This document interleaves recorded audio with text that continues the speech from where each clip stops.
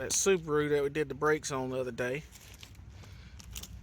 Come back, said that it sounds like it got a loud roaring when he goes around turns. It even sounds like it changes tone, or even stops altogether. Took a ride in the car around the block, sounded like it was growling to me. So bring it back home, sounded like it was coming out the rear axle. Jack it up and see if we can check it. I'll show you how we jack it up and check for failed bearings in the wheels. Go ahead and lift it up. Now we got the tire jacked up. I like to take it, put my hands at like 3 o'clock, 9 o'clock, see if I got any play like that, and then again at 12 and 6. And what I'm trying to do is rock the wheel in and out. I don't have that much play. I'll go ahead and spin it around, just see if it gets any loud. I hear a little bit of what sounds metallic scrubbing. That's more than likely just the brake pads. All right, and then we'll do the other side and check it out. Same step. Do that. I've got a lot more noticeable play here. The top's even worse. When I go 12 o'clock and 6 o'clock, it's even worse. Look right here. It almost like the lug nuts are loose. But if you get closer right here, get right here, you can watch this whole assembly, wheel assembly and brake assembly. I can see that whole hub moving. In and out, in and out. It's not just the tire loose on the rotor or on the hub. Nice. All right, first step after getting the tire off, we gotta get the brake caliper off. We'll use a 14mm socket, and I like to use a short extension just to be able to get around the brake cable or the brake hose and the caliper.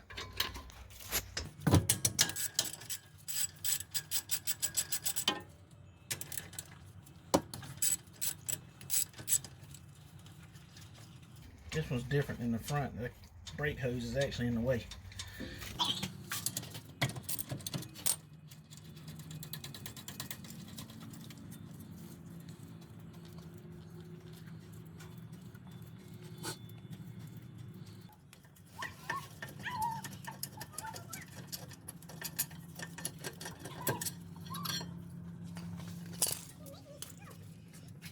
Alright, next step, we're going to take the rotor off. Sometimes they're a little tough to get off. You take a little rubber hammer, try to beat it a little bit. Sometimes it breaks loose. Once it's break loose, it should pull right off of there. And then we'll lay it aside.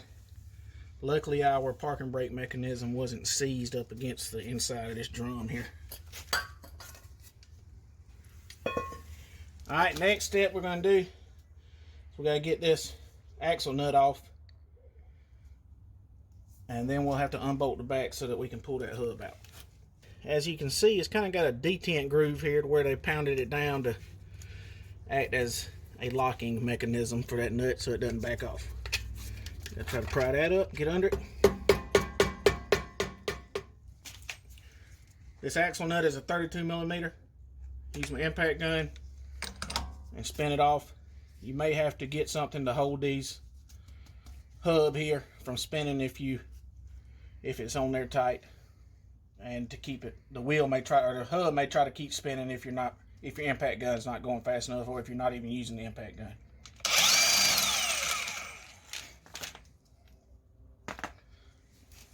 Okay, got that off. Now you can see in here we got bolts holding this hub in. Hub assembly, that's the end of the bolt. The bolt comes in from the back side. We will spray some penetrant WD-40 on there and try to give them a minute to loosen up, hopefully. Make it easier to pull out.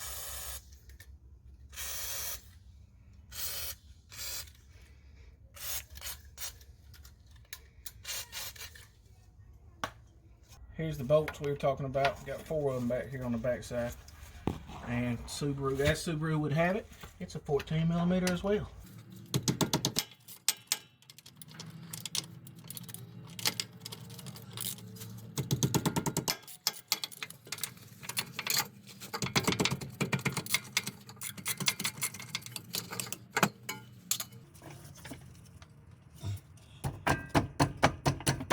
now this hub assembly should just come out. We're replacing everything here, so I don't have to worry about protecting these threads. I still don't want to damage them. And we're going to just whack at it. And I believe that whole hub's going to come out. Alright, this next part, this is for you, Lynn, with 1A Auto. Appreciate the video. Great instructions.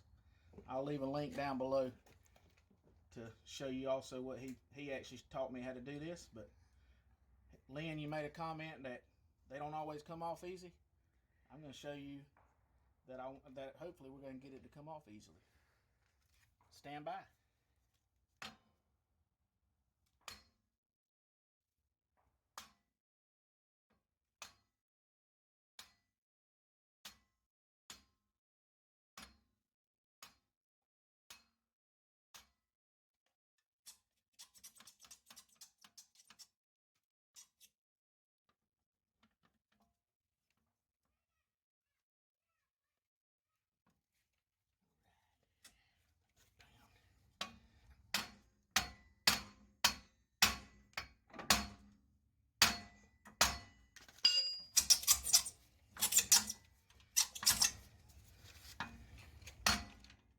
Oh, we're getting close.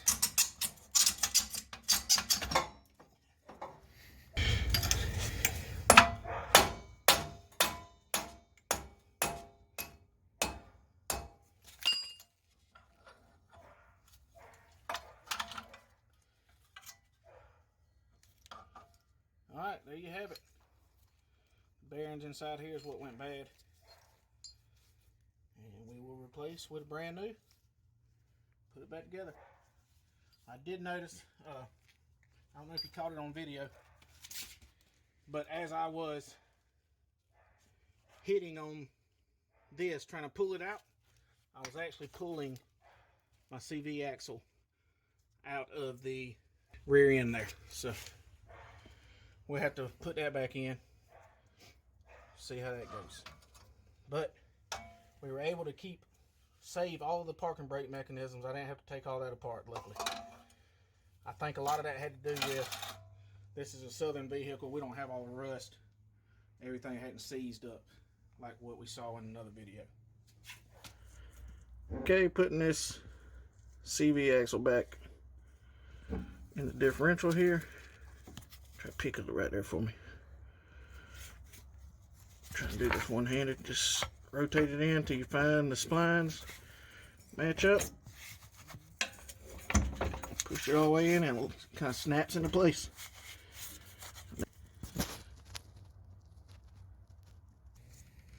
Okay, time to go back on with the new one. I put a little bit of nickel anti-seize around here just in case I won't ever take it out one day. Hopefully it won't be rusted and seized together. Got the emergency brake system back installed. I stuck one bolt in the back already. I put a little anti-seize on there as well. That'll help me get everything lined up. Gotta hold the CV axle while you're sliding everything in. And then gotta rotate the hub just enough to get that bolt started. Okay, got that one started good. Line the other three up.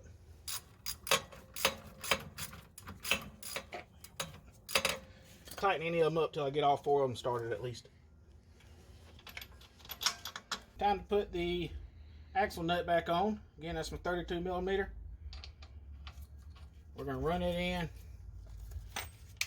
and essentially just bottom it out first, and then we'll put the torque wrench on there.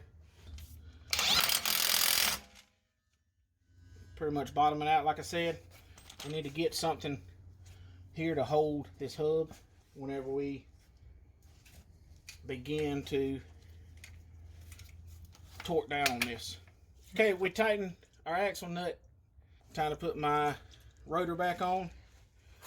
Since I sprayed WD-40 in here earlier, I don't want any of that oil on these brake shoes here, on these parking brake shoes, or on this, so I'm going to go ahead and spray it down.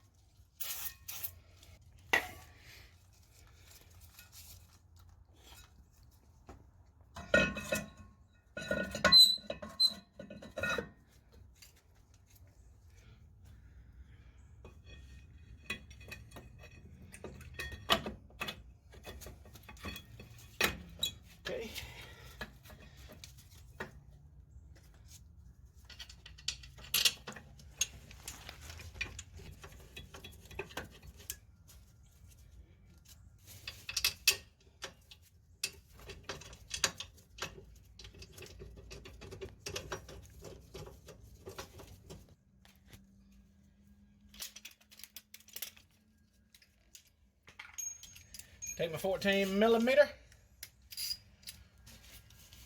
tighten everything back up.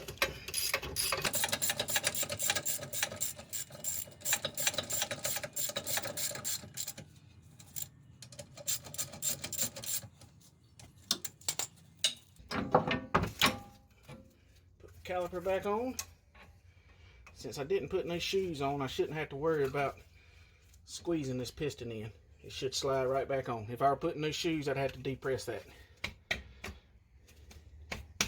Or new brake pads, not shoes.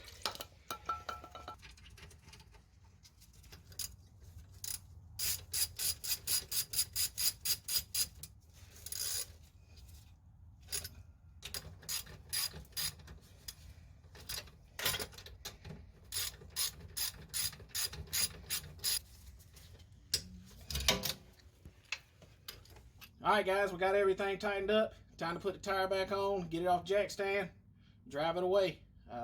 That's how we changed out this wheel hub on the 2012 Subaru Outback. Thanks for watching.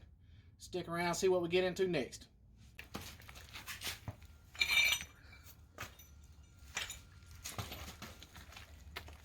Oh yeah, boy, tight.